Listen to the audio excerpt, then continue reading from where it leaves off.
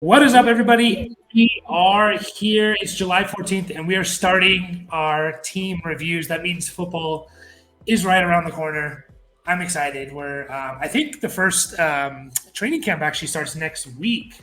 I think it's like the Jets or something start a little bit early, and then basically 10, 10 day or I think about 2 weeks, we have everyone starting up. So we're here today. We're going to be talking about the Arizona Cardinals. We're just going to go alphabetical order. So we're starting off with a banger in the Arizona Cardinals. Dad, are you excited to talk about the Arizona Cardinals 2023 Um, season?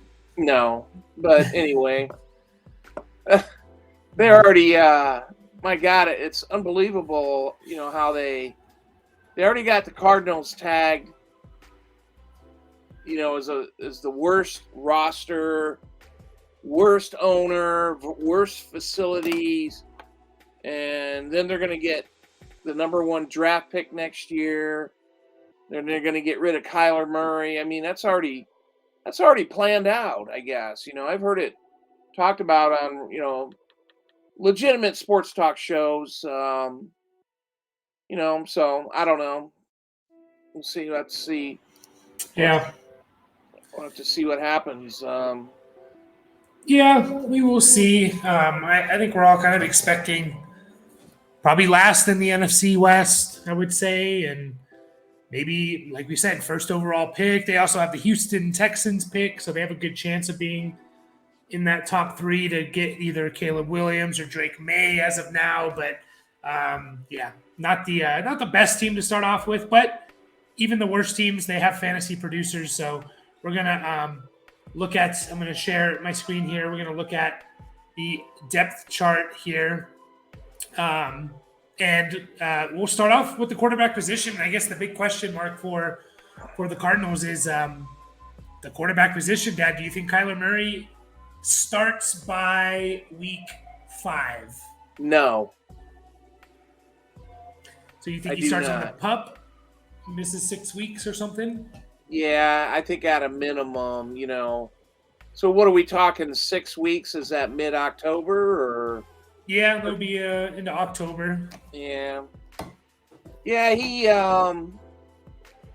even if he does come back, it's it's not. I don't think he's going to look like. He had a pretty severe knee injury, so he's got to be able to run and protect himself and stuff like that. And fantasy wise, he's not going to be running for lots of yards. He may be running in the backfield because his offensive line stinks, but geez, I say the 1st of November. Yeah, the week 14 was when he had the torn ACL, so pretty late in the season. Um, the stories are coming out that he's looking for a week 1 return. I would say, I guess the quarterback position is probably a little bit easier to come back than it is like a receiver or a running back from a torn ACL. But part of what makes Kyler Murray so great in fantasy is his running ability. We're just not sure what we're going to get out of that. So it's tough. It's tough. I mean, it is only July 14th, so we'll know by the time we're doing our drafts if he's going to be back or not.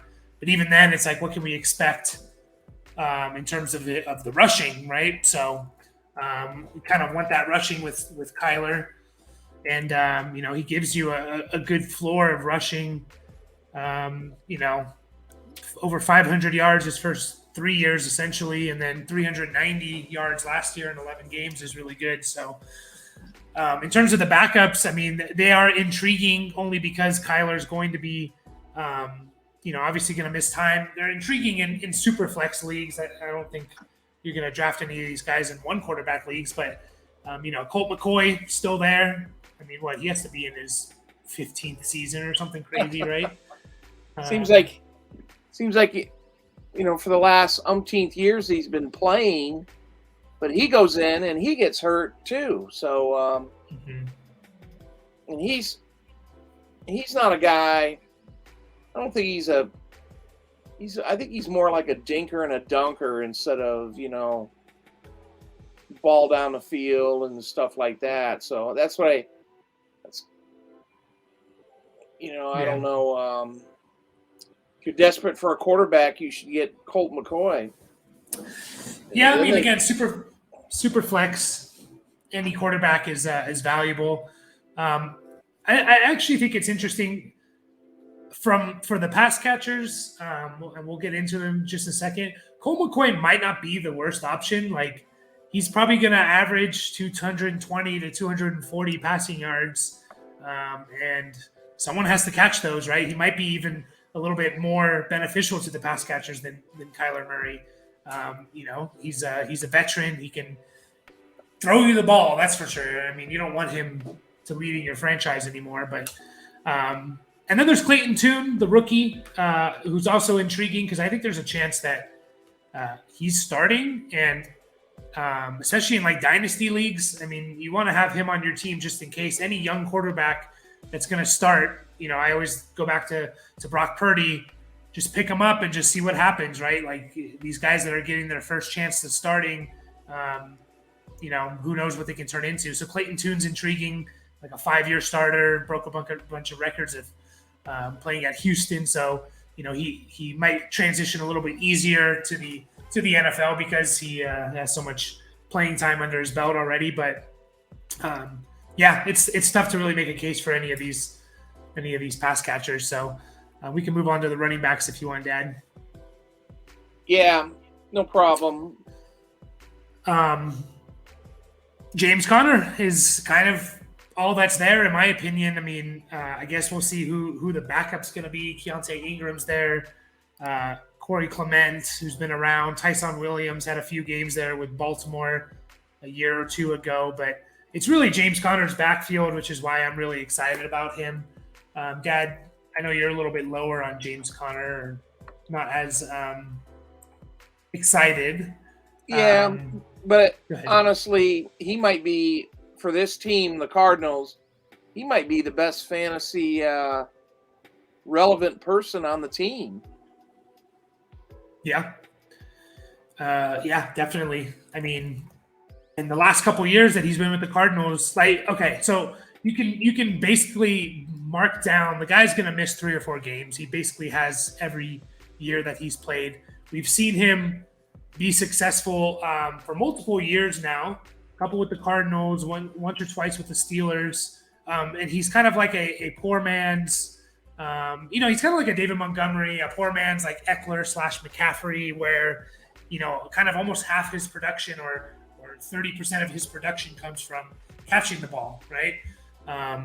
Last 2 years in Arizona, 2021, played in 15 games. He caught 37 passes. Last year, he caught 46 passes in 13 games. We've seen him catching over 50. So I think he's just going to be a solid running back that I'll be happy to take. I know he averaged over 13 and a half PPR points. That's ahead of Jamal Williams and Aaron Jones and Dalvin Cook, Ramondre Stevenson, ahead of all those guys last year in average. So it's just, he's going to miss 3 or 4 games. So I think that's the biggest thing. You can currently get him in, let's see, 5, 6, in round 7, which is why I'm excited about him. Dad, would you be okay with drafting James Conner in like round 7? Yeah, I think so. I gotta give the guy more credit, than it's not necessarily him. It's the team. I'm just not really hyped up about the Cardinals, but I've made misoverlooking people before, and yeah, James Conner. Again, I think he's going to be the most fantasy relevant person on the Cardinals. So yeah, they're not going to be. Yeah, they're not going to be laying eggs every week. So they will. Somebody's going to be catching the ball. Somebody's going to be running the ball. They're going to score some points and stuff like that. So James Conner could be right in the middle of it. Yeah. It moves on to the wide receivers. I mean, you see on the screen here, kind of put the top. I assume the starting 3 receivers are going to be Marquise Brown, Rondale Moore, and Greg Dortch. It's tough to be excited about these guys again with no Kyler, but like I mentioned, Colt McCoy's. I can if he starts, I can see him throwing, averaging 230 yards passing a game, and you kind of think, well, who's going to get those yards, right? Like, I could see a guy like Marquise Brown um, average 6 catches and 5 or 6 catches and like 60 to 70 yards, and then you start averaging that out, and like that's 1,000 yard type of if you average 5.5 catches over 17 games, you're over 90 catches. If you get 65 yards, you're over 1,000 yards, 1,100 yards. So um, I know it doesn't seem like much, but and especially in a PPR, you're getting 11, 12 points from them in the occasional touchdown. So any of these guys interest you at all, Dad? I mean, is Marquise Brown the only one that you're really No, interested in? Rondale Moore, is kind of a first off. Rondale Moore and Greg Dortch are both 5'7". Mm-hmm. So, and then Marquise Brown is the giant of the room, 5'9". So, Rondale Moore, even going back to his college days, has kind of always been a volume receiver, from the slot, but kind of like a Wes Welker or Julian Edelman, Mm-hmm. that type guy. So I think I know you were just highlighting Marquise Brown, and those are legit numbers. I think that he could come up with, averaging 60, 70 yards a game. If you think Colt McCoy is going to throw 225 yards a game, well, somebody's got to catch all that. So, Yeah. but between Marquise Brown, Rondale Moore, that's the guys I would be looking at. So there is Yeah. a rookie wide receiver. Mm-hmm. Yeah, go ahead. Yeah, Michael Wilson out of Stanford. He was drafted in, I forgot what round. I think the third. Third round, yeah. He's like 6'2", 209, big physical guy. He was hurt at Stanford, but his highlights when he was healthy, looked pretty good. And Stanford wasn't really a college football giant, but maybe he can get into the rotation. Michael Wilson, for the for what is it, the dynasty teams. Those are the kind of guys you want to be looking at, of course. So Yeah, I mean, he's intriguing mostly because he brings to the table something that all the other guys doesn't have, and that's the size. But again, he's a third round rookie receiver on a pretty. If we're just talking about maybe the worst team in the league, like we can't get too excited about him. But I agree, like with the dynasty approach, definitely should be on rosters because who knows what this team. It could just be completely different next year. And you could be looking at Michael Wilson as like the wide receiver 2 on this team come next year. Marquise Brown could be gone. They could have a rookie quarterback and whatnot. So, yeah, just looking at the guys like Marquise Brown, he's currently going as like wide receiver 35. So essentially you're saying like he's my wide receiver 3, which, I guess I'm okay with. He's going to get around guys like Treylon Burks, Kadarius Toney, George Pickens, Mike Evans. That group of 5 receivers are kind of all going within 4 or 5 picks of each other. So, I mean, I like Marquise Brown, and one thing, he was like a big volume receiver at the beginning of the year last year when Kyler was there and there was no DeAndre Hopkins. Like Marquise Brown was like a top 7 receiver, I think. And he was doing it by just like, he had 4, 6, 14, 6, 8, 5 catches before he got hurt. So, he was putting up 6 to 8 catches on average. And so maybe if Kyler's there, that could be a thing. Kyler runs less. But yeah, it's tough. I mean, Marquise Brown's really the only guy I'm super excited about. And if you want to throw a dart at Rondale Moore in the late rounds, that's fine too, I guess. If it's funneled between those 2 guys, I can see them being PPR fantasy relevant, but other than that, not too exciting. And then we have the tight ends. I was trying to look for news of Zach Ertz. Dad, I don't know if you've seen anything about Zach Ertz, but he got hurt pretty late. It was a knee injury, pretty late in the season. I want to say it was like in December. December 8th, I see a story. Knee injury ended his season. He's an older guy, but I haven't seen any news about his recovery. I put him as tight end 1 on this list as of now, more out of respect, but I kind of am more excited about Trey McBride. But have you heard anything about Zach Ertz, then? No, it's the same thing, that you just said. He hurt his knee late. He's a little older guy. He's reliable pass catcher, but Trey McBride, second year guy, drafted in round 2 last year, so he was looked at as like maybe the best tight end in that draft. Him and Dulcich. Yeah. And McBride came on late last year. He had a 4-catch, 55-yard game, a 7-catch, 78 yards, and a touchdown game, 3 for 41. And for tight ends, I mean, especially in PPR, like 9.5, 10 points is pretty solid. But are you really excited about either one of these? If it was just one of them, if it was either Zach Ertz or Trey McBride, would you think about drafting if it was, one of those guys and no one else? Boy, I don't know, man. I just think there's other players, when we're talking a draft situation, other players that I'd be looking at. McBride, I think if he fell into my lap somehow or I needed a second tight end or something. Yeah. Mm-hmm. Yeah.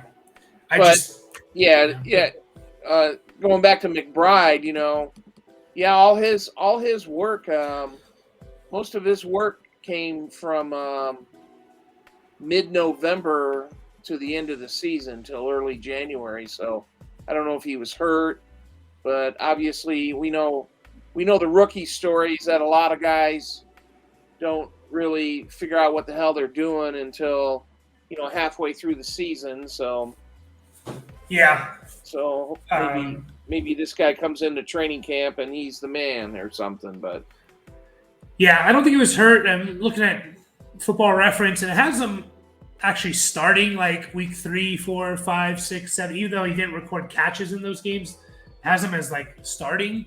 So maybe he was out there for a little bit, but he was playing 20, 25% of the snaps. So not doing much. Ertz gets hurt. He comes on a little bit more. I just don't see if both of these guys are going to be involved, then there's no one that you want on your team from the tight end perspective. So definitely, maybe even if it was just one of them, I'm not even sure. But splitting the production between two, it's like, all right, they're both going to get 400 yards, maybe.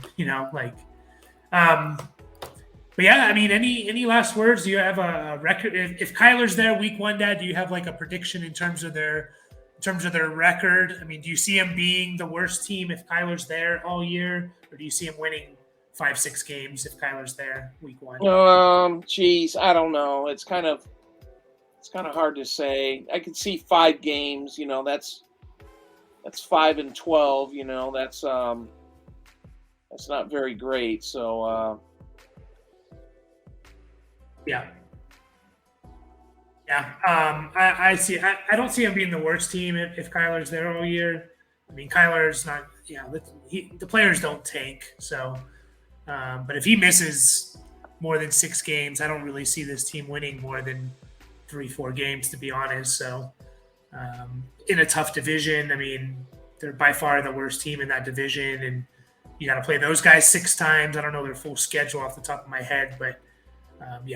Not looking good for the Cardinals, who I think in 2021 they started off like 6 or 7-0, and they were looked at as maybe the best team in the NFL at that time. And basically since then, they've been on a very steep downhill fall. So kind of unfortunate to see. But we're going to finish up there. That was our Cardinals preview. We'll be back looking at the Atlanta Falcons in our next video. So if you guys could like this video, subscribe to the channel,